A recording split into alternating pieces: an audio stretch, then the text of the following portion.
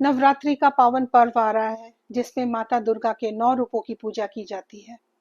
इस समय किए गए पूजा के उपाय बहुत ही प्रभावशाली माने जाते हैं और जिन्हें श्रद्धा और नियम से करने पर जीवन में सुख, समृद्धि, स्वास्थ्य और शांति की प्राप्ति होती है। नमस्कार, मेरा नाम है Shomil Chauhan and I welcome you all to my video.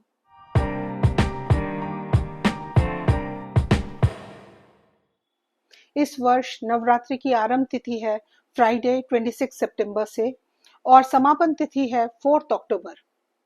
कलश स्थापना के लिए तिथि है 26 सितंबर और टाइम रहेगा मॉर्निंग के 6:15 से 8 o'clock तक का। इस बार नवरात्रि कई विशेषताएं लेके आ रही है। वो इसलिए क्योंकि इस बार कई शुभ योग बन रहे हैं। तो नवरात्रि में क्या करें और क्या ना करें?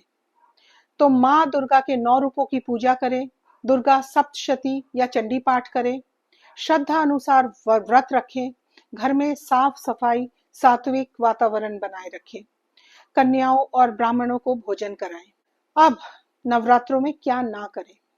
तो मांस, मदिरा, लहसुन, प्याज का सेवन ना करें, झूठ, क्रोध, छल कपट से दूर रहें, किसी का अपमान ना करें, विशेषकर कन्याओं का। तो अब जान लेते हैं नवरात्रों में किए जाने वाले वो उपाय जिनसे जीवन की समस्याओं का समाधान मिले और माता रानी की कृपा प्राप्त हो। पहला है धन प्राप्ति उपाय। धन, पैसा, रुपए ये वो साधन होते हैं जिससे मनुष्य अपनी मूलभूत आवश्यकताओं को पूरी करता है। तो धन प्राप्ति के साथ साथ माता रानी का आशीर्वाद भी मिले तो इसके लिए क्या करें? नवरात्रि के पहले दिन लाल चुनरी और चूड़ियां माता रानी को चढ़ाएं और बाद में किसी कन्या को दान कर दें। इससे लक्ष्मी जी प्रसन्न होती है। नंबर 2, कमल गट्टे की माला पर श्री मंत्र का 108 बार जाप करें। इससे धन संबंधी सभी समस्याएं दूर हो जाती हैं। अब नेक्स्ट है सुख समृद्धि पाने के लिए क्या करें? तो सुख शांति के लिए नवरात्रि के सभी 9 दिनों में घर में अखंड ज्योत जलाएं। नंबर 2, रोजाना दुर्गा सप्तशती का पाठ करें और घट स्थापना के पास बैठकर ओम ऐं ह्रीं क्लीं चामुंडाय विच्चे इस मंत्र का 108 बार जाप करें। अब नेक्स्ट उपाय है सौभाग्य और विवाह पर। सौभाग्य यानी जीवन में सुख समृद्धि, पति का साथ, अच्छे रिश्ते, संतान सुख और सामाजिक सम्मान। विशेषकर स्त्रियों के लिए सौभाग्य का मतलब होता है पति की दीर्घायु, वैवाहिक सुख और परिवार की सुख शांति। तो सौभाग्य और विवाह के लिए क्या करें? नवरात्रि के 4th डे पर गुलाबी वस्त्र पहनकर देवी की पूजा करें। नवरात्रि के दिनों में ओम ह्रीं दुं दुर्गाय नमः का जाप करें।